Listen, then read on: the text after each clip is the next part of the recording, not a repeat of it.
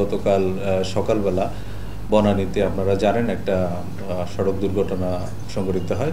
ঘটনাস্থলেই একজন পোশাককর্মী নিহত হন এবং আরেকজন পোশাককর্মী গুরুতর আহত হন। এই ঘটনার প্রেক্ষিতে গার্মেন্টস কর্মীরা রাস্তা অবরোধ করে রাখেন এবং সারাদিন এর যে পুরো ঢাকা মহানগর এলাকায় থাকে।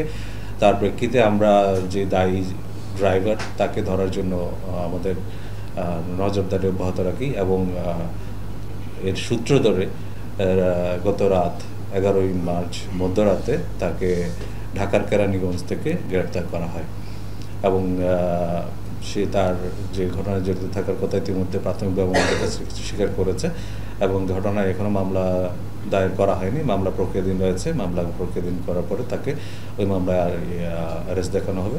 ইতিপূর্বে যে ঘটনাগুলো ঘটেছিল, ওই যে গার্মেন্টসের ওখানে যারা রাস্তা অবরোধ করে রেখেছিল কর্মীরা, তাদের যে কয়েকটা দাবি ছিল, তাদের অন্যতম প্রধান দাবি ছিল যে ঘটনায় জড়িত ট্রাক ড্রাইভারকে আটক করা এবং আমরা সেটা সফলতার সাথে সক্ষম হয়েছি এবং এই ক্ষেত্রে আমাদের যে ডিএমপির ডিবি তারা যথেষ্ট মুন্সিয়ানার পরিচয় দিয়েছে এবং তাদের এই কঠোর পরিশ্রমের মাধ্যমেই আমরা এই যে দায়ী ব্যক্তিটাকে আইনের আওতায় নিয়ে আসতে সক্ষম হয়েছি। দুজন ভদ্রমহিলা তারা রাস্তায় দাঁড়িয়ে চা খাচ্ছিলেন। একটা পর্যায়ে ধূমপান ইস্যুকে কেন্দ্র করে এই গোলাম মোস্তফা রিন্টু যিনি, তার সাথে বাকবিতণ্ডা হয় এবং এক পর্যায়ে এই গোলাম মোস্তফা রিন্টু মহিলাদেরকে কিছুটা অবরোধ করে এবং এই প্রেক্ষিতে ওই দিন যে যার যার মতো অবস্থায় চলে যায়।